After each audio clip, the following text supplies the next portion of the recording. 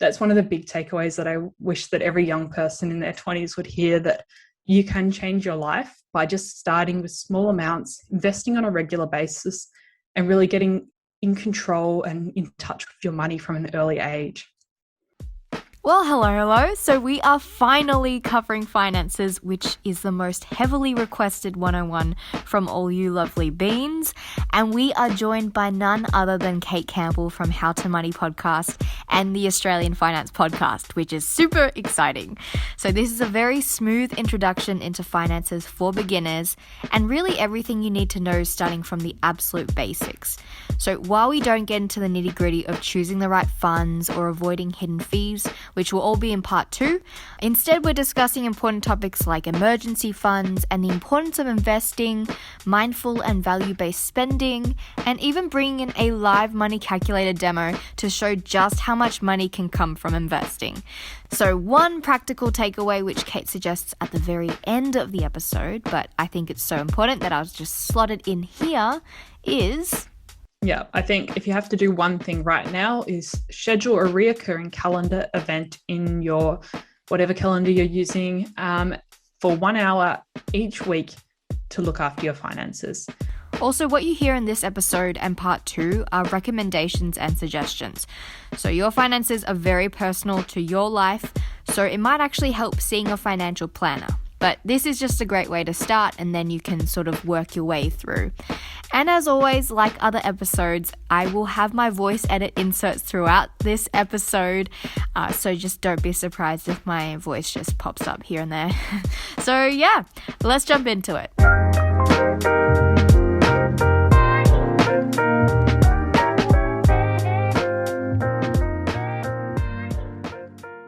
At the end of the day, money is what makes the world go round. Even if we don't want our life to be about money, we don't want to think about money all the time, it's there in the background of everything that's going on. And if you sort of take control of that narrative, you can really change the way that you live your life, and you can change the way that your family lives their life, and you can change your financial future. So I think it's really important, even if you don't like the topic of money, you don't want to think about investing and finance, to at least be aware of what's going on behind the scenes there, so you're involved in that process, because it's going to happen whether you're involved or not. Things are going to happen with your money.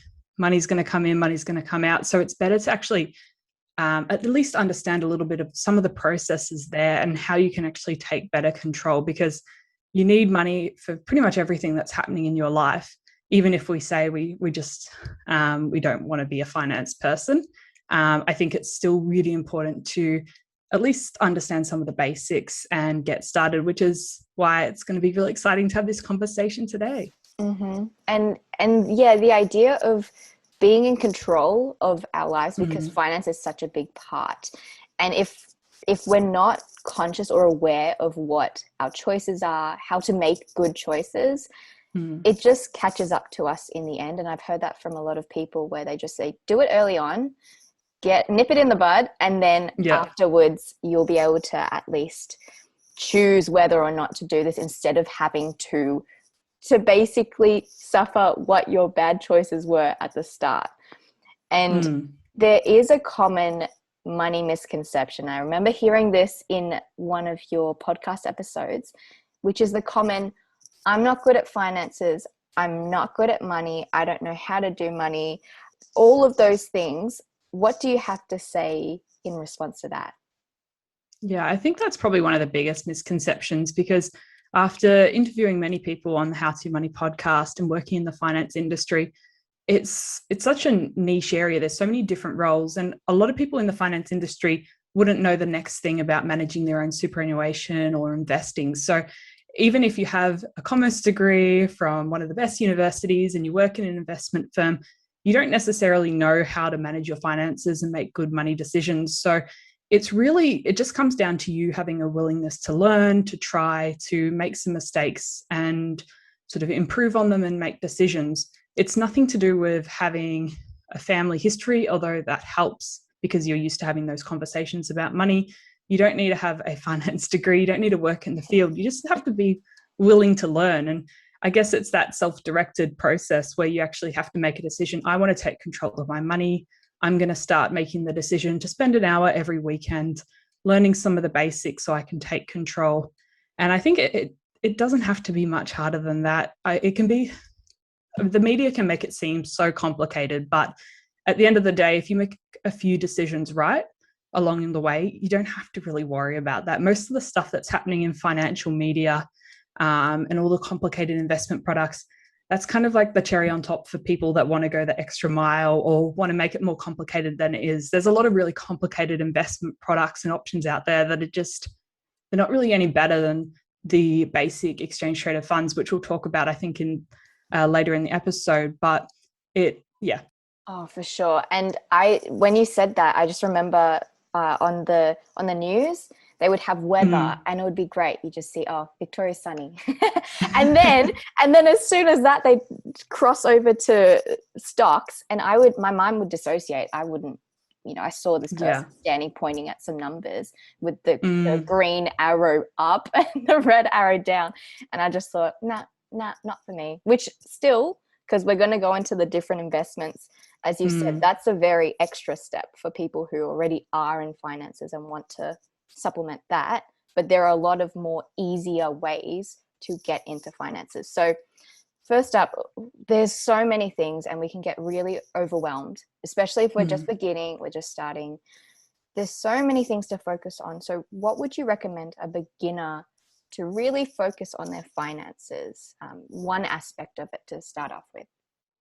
Yeah, I think the first step, if you haven't even thought about money, it's just been a paycheck comes in, you spend money on groceries and rent, and you haven't really thought about your current financial position. The first step is just working out what you currently have. So you're working out what's the income coming in each month, what's your outgoing expenses, is that leaving you with less money or more money at the end of each month, and also having a look at what are your current assets. So maybe you have some cash in your bank account, maybe you have bought an investment before, maybe you've got a property. So I followed up about this topic of assets and really what counts as an asset. So I've added it in here. So what counts as an asset? Because you did mention property, though property is quite unlikely, especially for people who are younger, unless if you're, doing something good. But what counts as an asset? Does my laptop count as an asset? Does my phone? What counts? Yeah, well, I don't have a property yet, sadly, but maybe one day we can dream. I think when you're looking at assets, things that go down in value as soon as you walk out the door are probably not things that I'll count as assets. I mean, maybe you put them down for insurance if you have like a household insurance, but I mean, I probably wouldn't be counting my laptop and my phone there, though you may want to, because at the end of the day, that's something you could liquidate. So the fancy word liquidate literally just means to turn an asset into cash, which means basically to sell something. So sell your car, which is an asset, and turn it into money. At the end of the day, that's something you could liquidate, but most people can't really sell their laptop or phone even in emergency because they actually need those items. So I'd be looking at things that would be easy, that hold a value, are easy to sell. If you want to count some of your items, like a car, maybe you can go, well, my car's maybe worth $5,000 on resale. I could count that as an asset. And if you have some superannuation, which I think we're going to talk about later as well, that's your money as well. So that is an asset, even though you have a little bit less sort of direction on where that money goes at this stage. Okay, so that's a spiel about assets. To summarize, generally they are properties or cash in the bank, superannuation, or expensive things that you can sell and get money from. Not so much essential items like phones, though you can count it if you want. So now onto liabilities.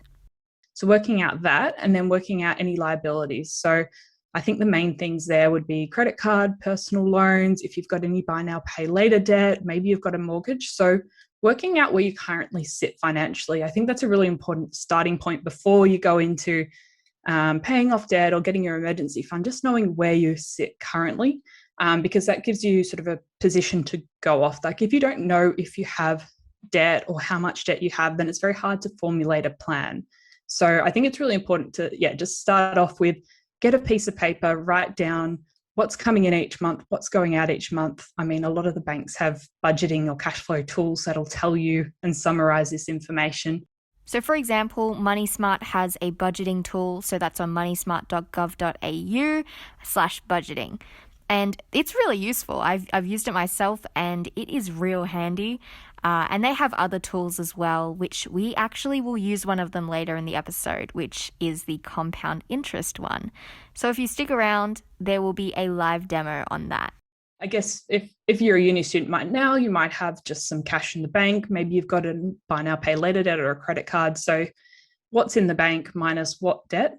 Maybe that's a negative number, maybe it's a positive number, but at least you know what your starting point is. And then you can also work out your income each month minus your expenses each month. And you can work out maybe if you've got some extra money to save each month, or if your expenses, so your rent and all your bills, if that's greater than the amount of income coming in each month, then you've kind of got a problem there. So that's probably a good thing to be aware of to at least start from, because in this case, you're either going to have to increase your income or decrease your expenses. Otherwise, you're not going to be able to move forward financially. In terms of paying off debt, there is one exception though, which is the HECS or HELP debt, as Kate says here. Most debts, really. I think HECS is probably the school, is probably the one exception there. So this is just because unlike other loans which have interest, which is extra money you have to pay on top of the loan, HELP or HECS debts don't actually have that. So if you really want to pay off your HELP or HECS debt, you can, but you're really not in trouble if you don't. So say if our spending is less, so our debt is less than our income, we're on a positive in our income. Yeah. What happens then? Yeah, so if you've got more income coming each month than the money you're spending, then you've kind of got this surplus where you can actually start moving forward financially. And so maybe you have a goal that you want to save for a new bike, or usually the goal everyone wants to save for is a travel. That would totally be me though, a new bike. That would be me. Yeah, but no one's going anywhere at the moment. So I'm just trying to think of something a bit more realistic.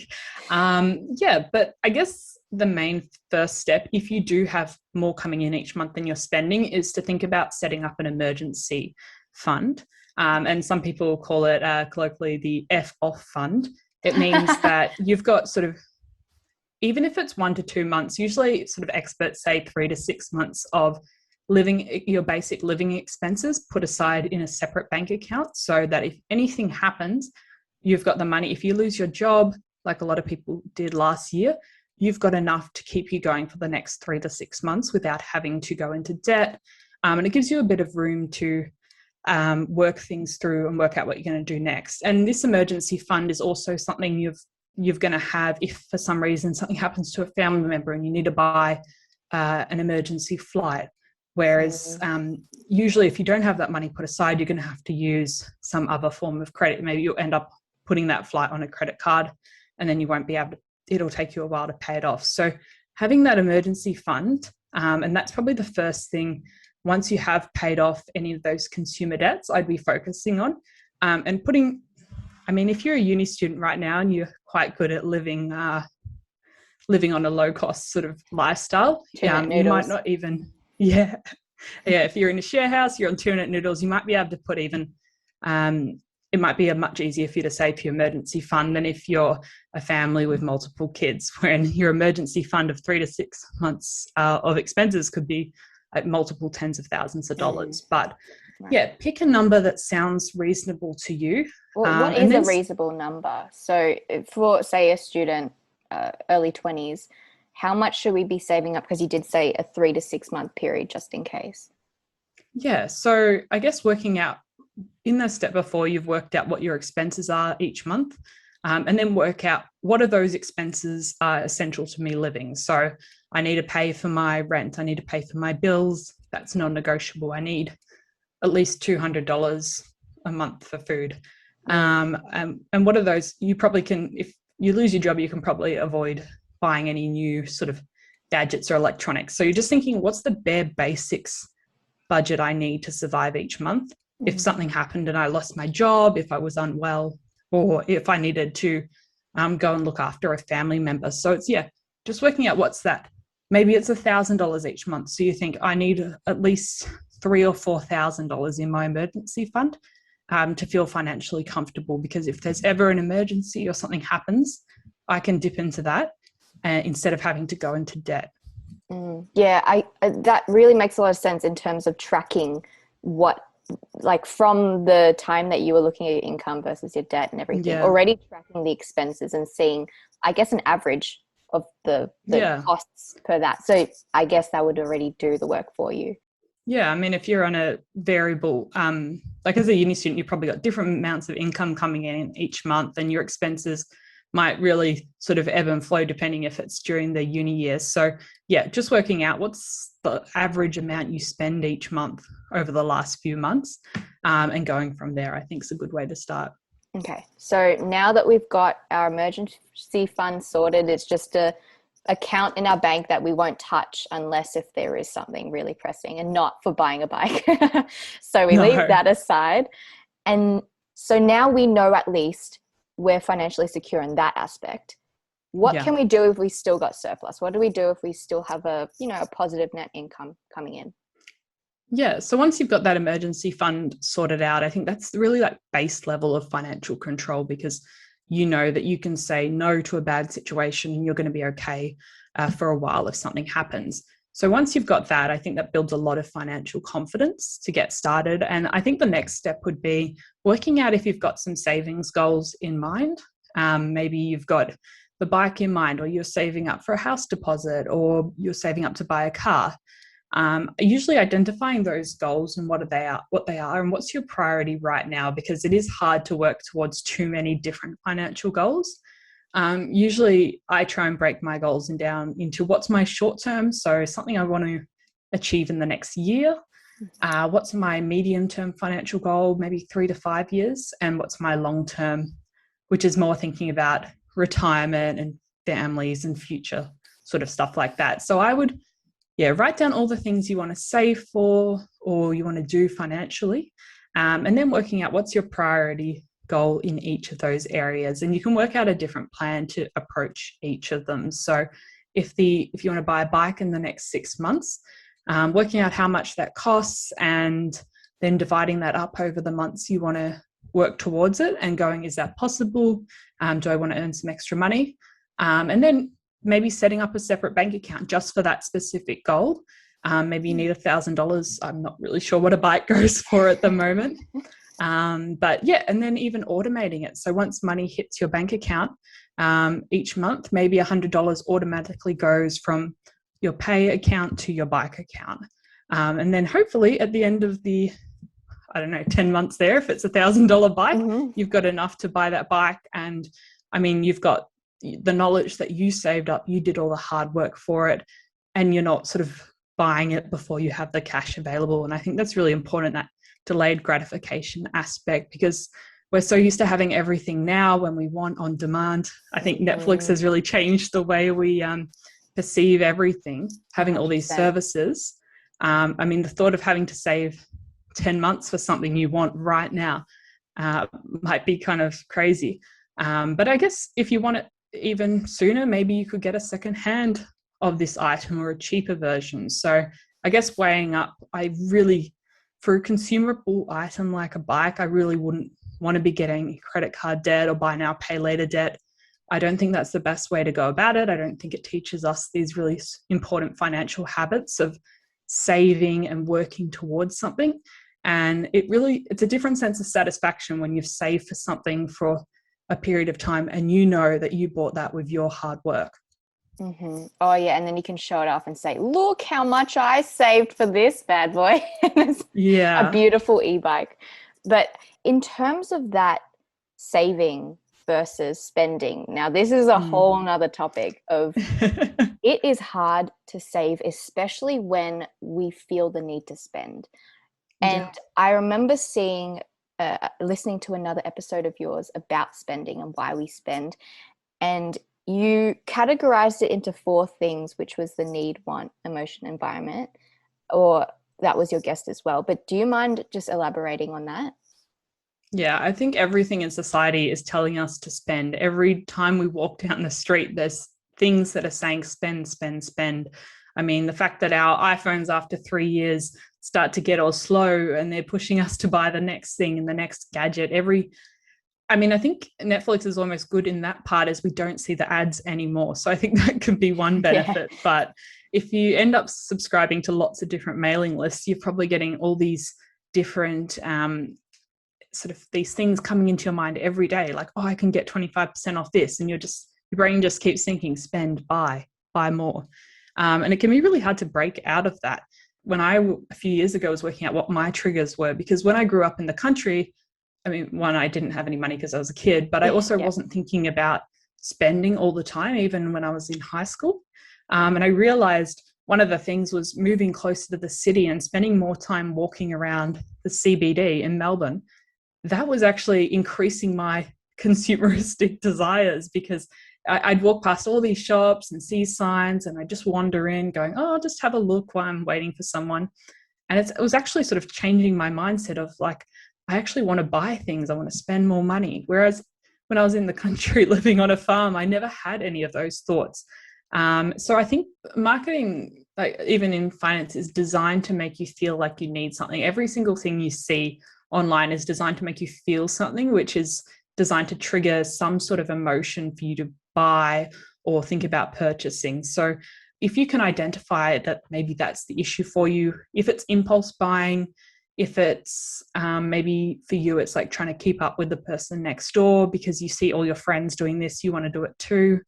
Working out what the trigger is for you for spending. So maybe you walk past all these designer stores and you think, oh, I'd like that, but you know that you're never actually going to buy it. So that's not too much of a sort of worry. But then you go, oh, I walk past this other store all the time, and I'm always tempted to go in and spend money that I just wasn't planning to this month, or it's not part of my financial plan. So once you've worked out your trigger, working out ways to add some friction to that process. So when it comes to saving, I think it's really important to automate as much as possible so there's no friction. But when it comes to spending, add some friction there. So whether that's disabling all your Apple Pay and PayPal checkouts, whether that's using cash. I know some people have had great success using some sort of cash envelope system where they go, I've got $200 for my own spending each month, and I'm just going to take that out of the ATM and put it in my wallet, and that's it. I can't spend any more. Yeah. Or they'll have one specific card for spending that's separated from their main savings account. So I think that's one of the dangers, is when you use one bank and you've got your emergency fund and your savings linked to an account with a transaction card. So that's one of the, so when you're having a night out, you go, oh, I've already spent my $100 I allocated for tonight, but I'm having so much fun. I'm just going to transfer another $200 across. And because it's the same bank, it happens instantly. And so, yeah, if that's something you can do to separate it, maybe some people I know put like a sticker on their credit card saying, like, you're not spending more than $200 each month, or do not use, or they'll put a picture of their goal on the card, or just some sort of visible reminder to add some friction to that process. So it makes it harder to go from desire to purchase within a few minutes. Right. It's really good to separate that process out. So if you go, I really want that new outfit or whatever it is, you have to add some sort of gap between when you purchase it. So if you go, I want this $500 thing, then you go, hey, I'm going to see if I still want it in 30 days. Or I go, well, if I want it, I'm going to have to save for it. I'm going to have to start putting aside some money for this item. And maybe in the time you save for it in 3 months, you go, I don't actually want that item, or there's something better now. That's not the good thing anymore. So I think, yeah, just delaying that time to purchase. A lot of time those impulses sort of die off, especially if they're driven by emotion, because you're shopping because you're bored or upset or angry, or just like waiting for a friend. I mean, I've done angry shopping before. It's never really a good time. Yeah. So it's good not to shop with too much emotion involved. I've definitely done I've been here for ages, I might as well shop. Or if I come in thinking, especially those Boxing Day or whatever, I have the mindset already coming in that I'm going to buy something. That's already dangerous, especially when I'm like, oh, I've spent so much time here that I've put a lot of effort in. I might as well buy something. The idea of friction as well, I find interesting, because that's just how we would build a good habit. It's if we want to eat less, we would eat less unhealthy food. We would not have it in our kitchen. We wouldn't have a jar of cookies sitting on the table. We would have it hidden or up on the shelf or something. And that's the same as what you're talking about, keeping our finances in a way that it's harder for us to actually access it.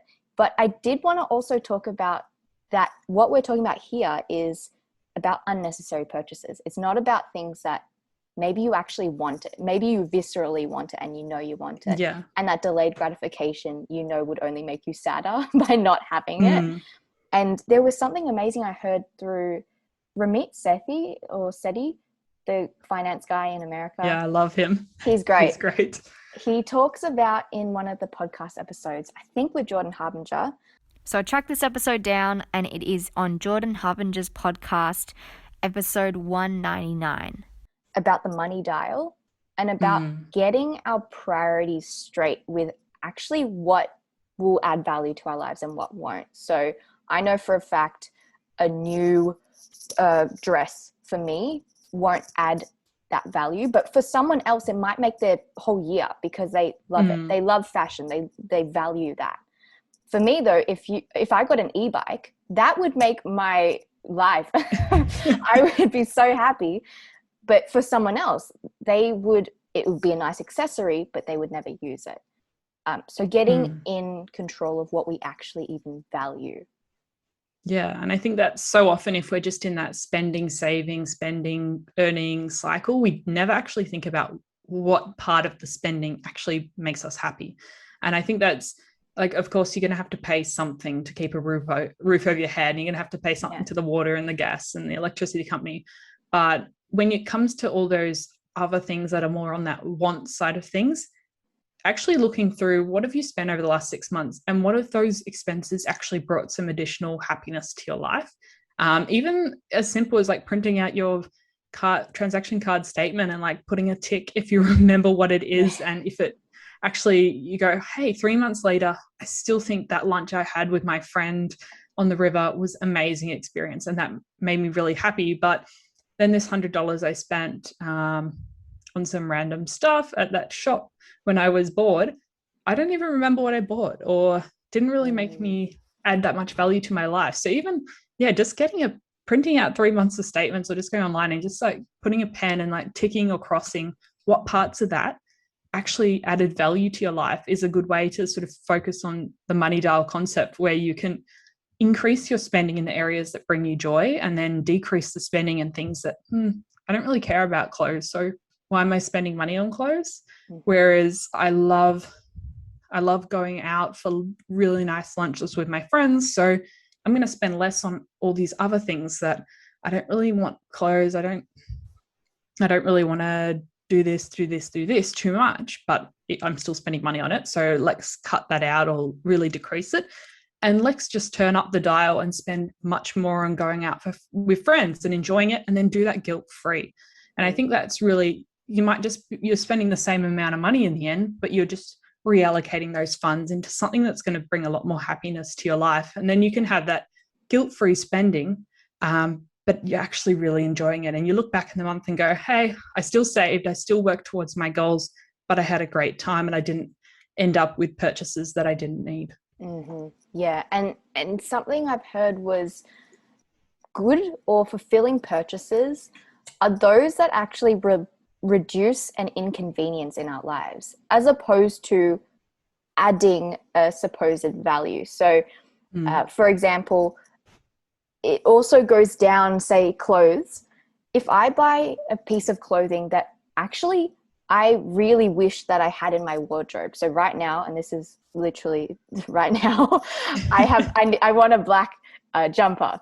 And I was thinking, if I bought that black jumper, that would add value because I'm actually in need of it, or it's reducing they phrased it a lot better. I think it was another Ramit Sethi thing where it is reducing a lack of something in our lives, meaning that I lack a black jumper, and therefore if I bought it, it would replace that lack. Whereas, and this happens a lot with people I've talked about, especially with formal or high school graduation dresses, it's something that you didn't even lack. It's not something that you really needed only for that particular occasion. So the fact that you have it now sitting in your wardrobe 5 years later just signals the fact that it wasn't really replacing a consistent lack. It was only, So that was also something that just blew my mind when I heard of it. Yeah, I think there's a lot of people with forever new dresses just sitting in the back of their wardrobe. Oh, yeah. But there's so many amazing companies now that you can actually you can rent these items, these really expensive, beautiful items of clothing. And you can do that with bags. You can do that with appliances. Like it's that good try before you buy, especially if you only think you're going to use something once.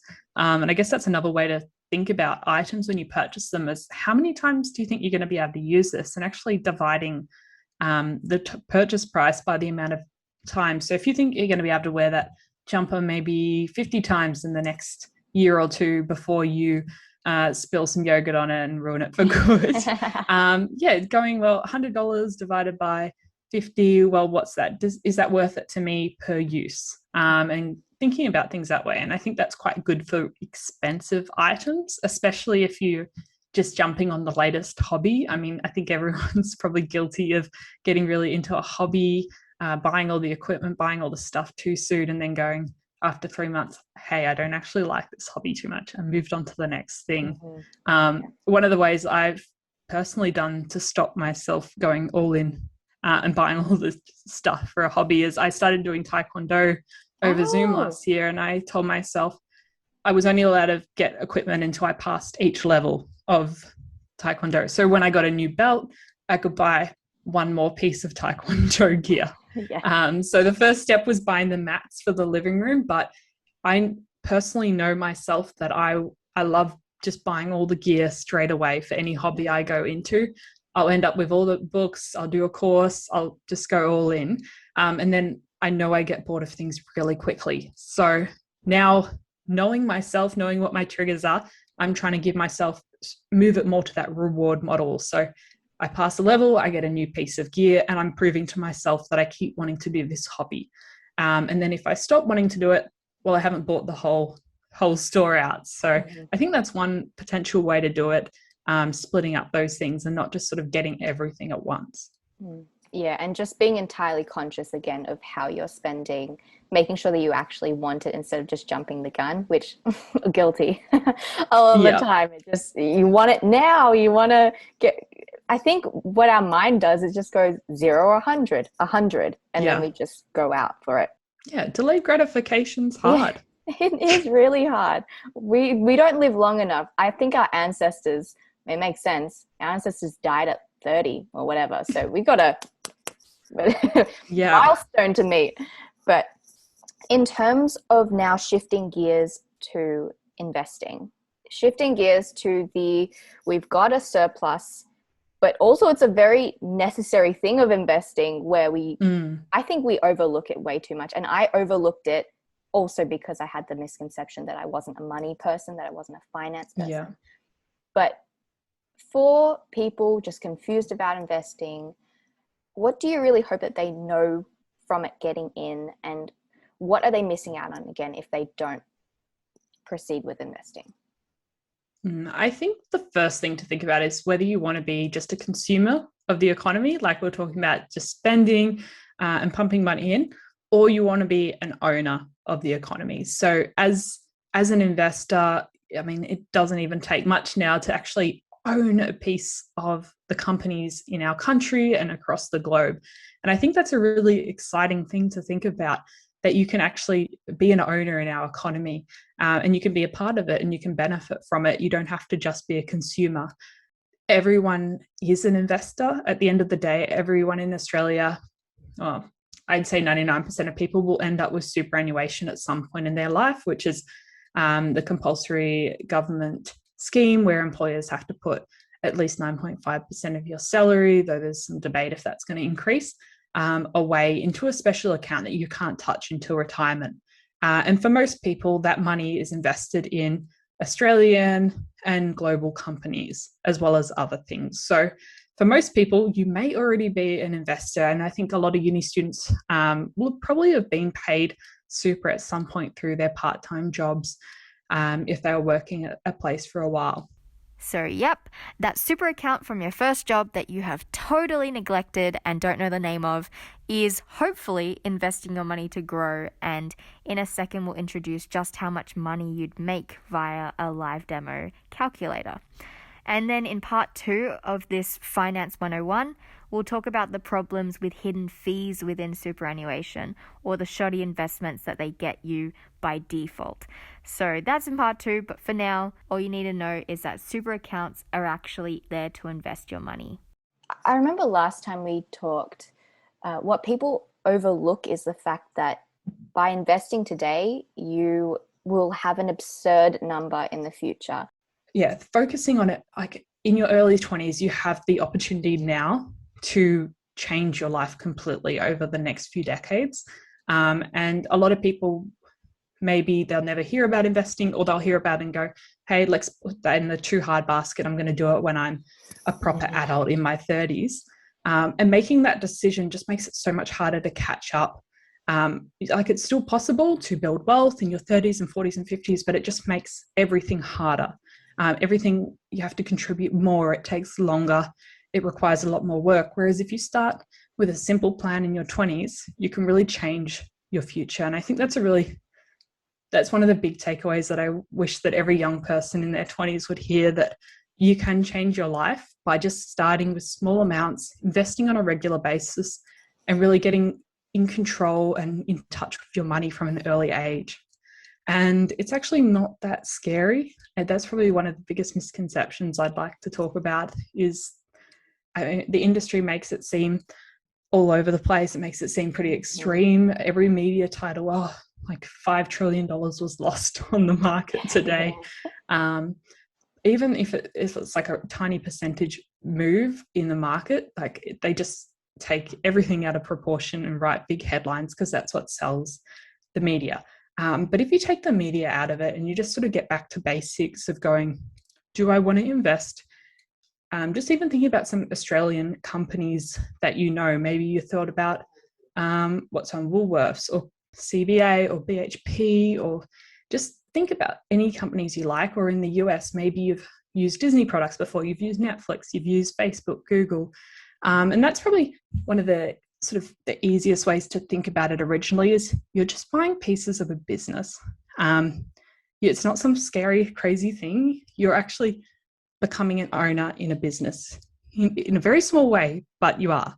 And that's the amazing thing is now that you can invest in US companies and all over the world, and you can be part of the economy. And I think it's really exciting. And this is something we'll go into more detail in the second part, but the idea of ETFs and the idea that you don't have to commit to, say, Woolworths. You don't have to commit to that one company if you feel like that's too risky. If they suddenly crash and you're just thinking, oh no, I've lost all my money here. ETFs is actually, Kate, can you explain what it is? Yeah, so an exchange traded fund is really just a fancy term for saying a shopping basket filled of companies where you get a piece of a lot of different companies instead of having to make a decision. So I guess the most easy example to think about is the top 200 Australian companies that are listed on the stock exchange. Instead of having to pick which one you want, you can buy units in an exchange traded fund, and they will actually go out and buy shares in all of those top 200 companies. So by you making one purchase in an exchange traded fund, and there's quite a few available, so I'm sure we can provide some resources to have a look at some of the different ones. But you can make a decision and you can purchase one of units in one of these exchange traded funds. And underneath that, there'll be units in Coles and CBA and Telstra and all these top 200 Australian businesses. So you don't actually have to make that decision, which is what a lot of people, when you see that they've lost all their money, it's usually because they've invested only in one specific company or one specific fund manager and they haven't diversified. But with exchange traded funds, you get exposure to, you can pick any basket you want, but thinking about the top 200 Australian companies is probably the easiest way to start. You buying units in this, you get exposure to the performance and the growth of all of those companies underneath it. So you don't have to make that decision, and you really get to benefit from being an owner in the economy. So ETFs might actually be something you're interested in. So it's not about putting all eggs into one basket, i.e. one stock, but a range of multiple stocks. So we'll step you through the different types of ETFs and how you can actually invest in one in part 2 of this Finance 101. Yeah, and I've heard so many people say the best time to invest was yesterday. Yeah. The next time to invest is today, which, yeah, especially for beginners, it can feel quite rushed. It can feel quite daunting. And for me, I researched so much just to buy one share. And so much research went into it because I was so scared of the fact that, you know, I would lose money and all the risk that would happen with it. But it's true. Just getting a foot in the door and just trying it out makes it a lot less daunting, and to just remind us that it's very achievable, and also the rewards and the gains that you'll get over time, because time is our best friend.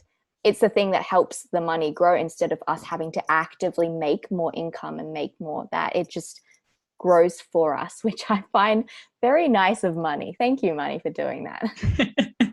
Yeah, it's amazing what happens if you just sort of set up something and you work towards it over a really long time and you don't touch it.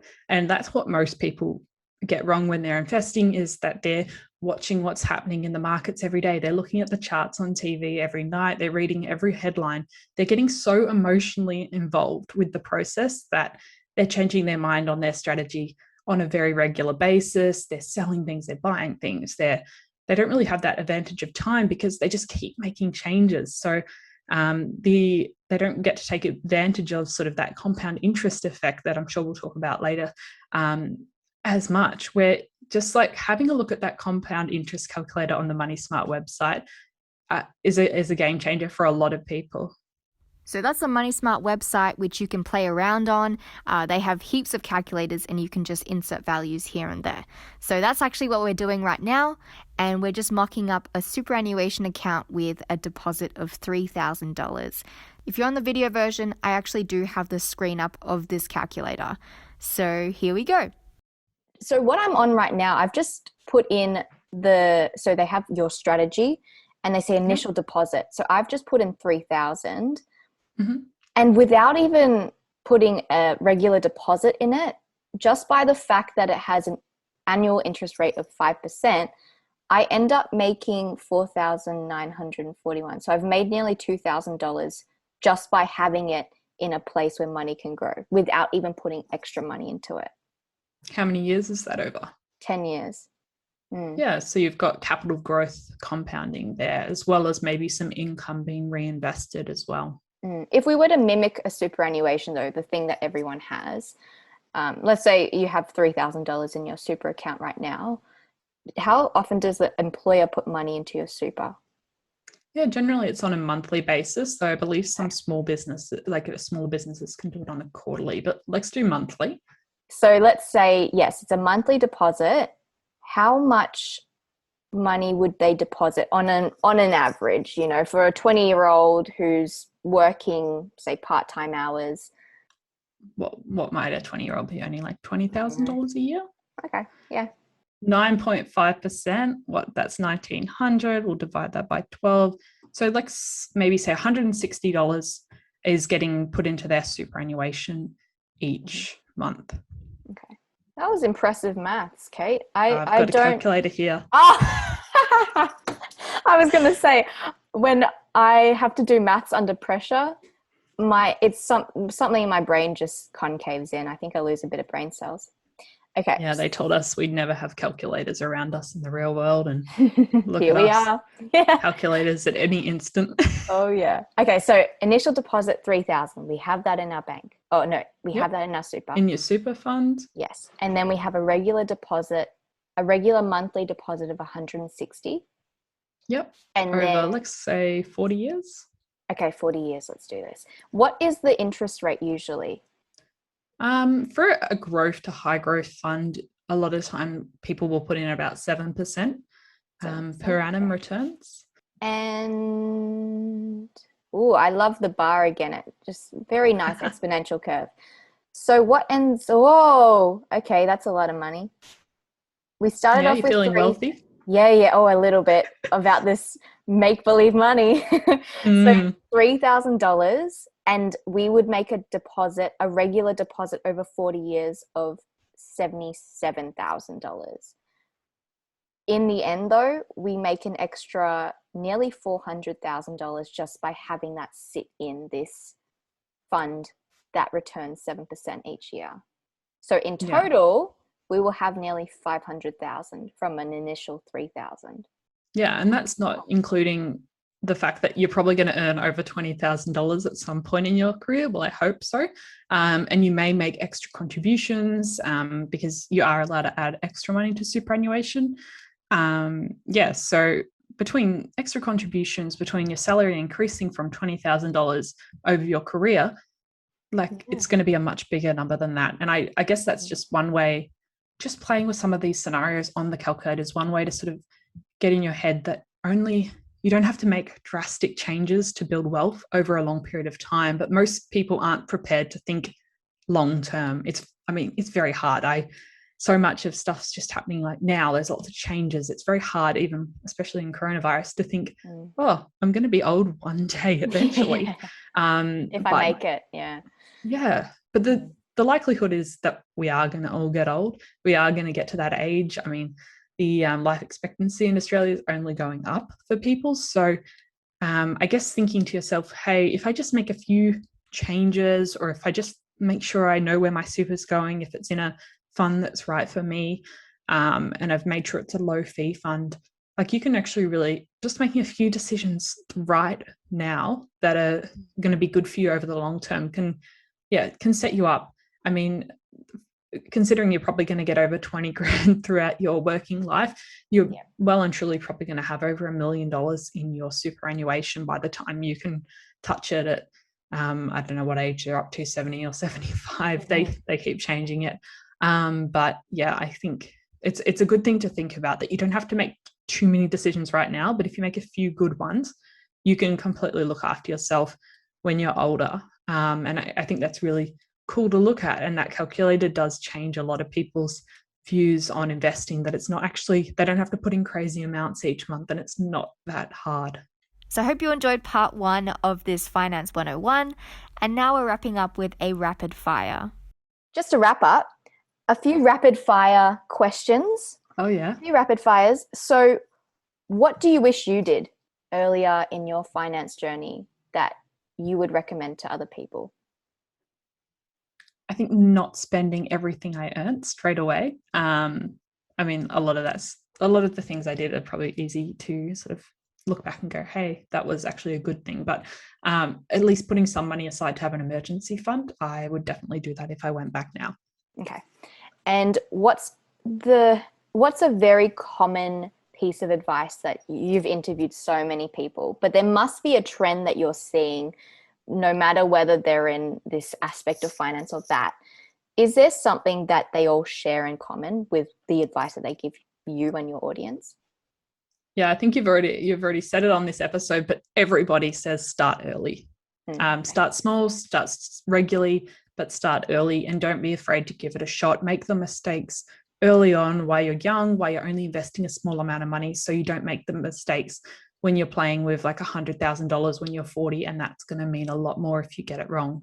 Yeah, make the mistakes early and learn from them.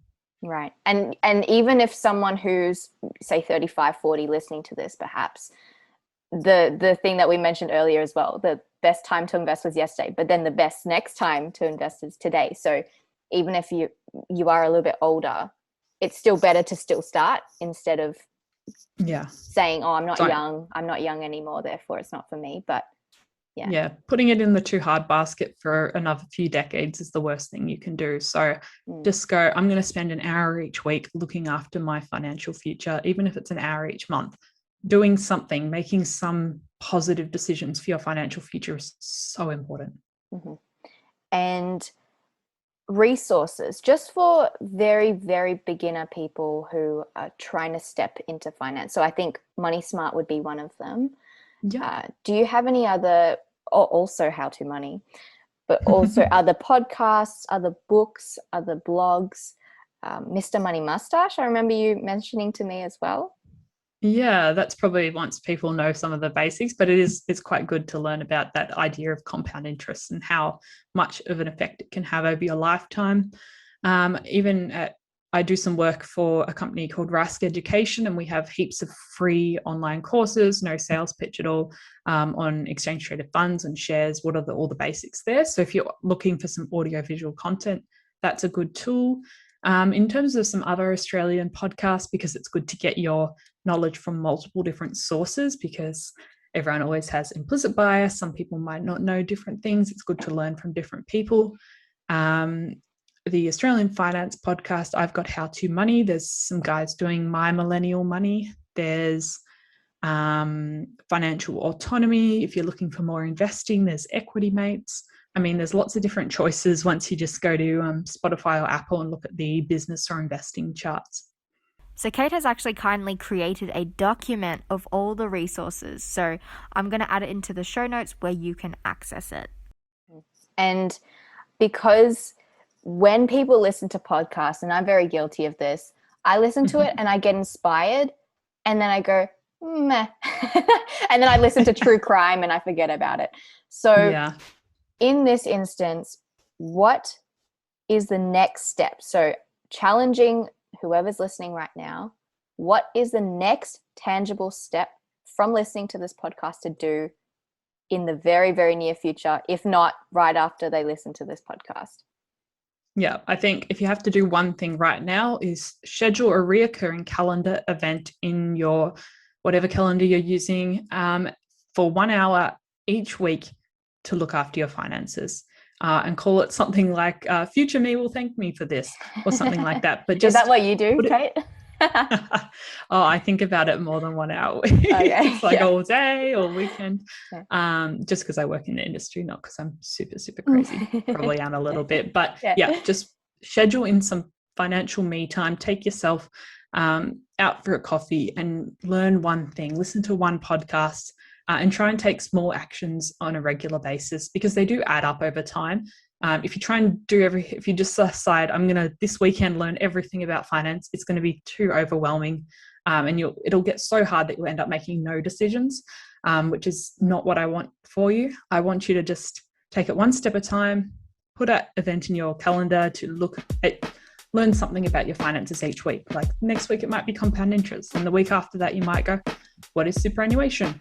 Just learn baby steps, and then you can take better actions from learning these steps rather than trying to do everything at once, which is not really achievable.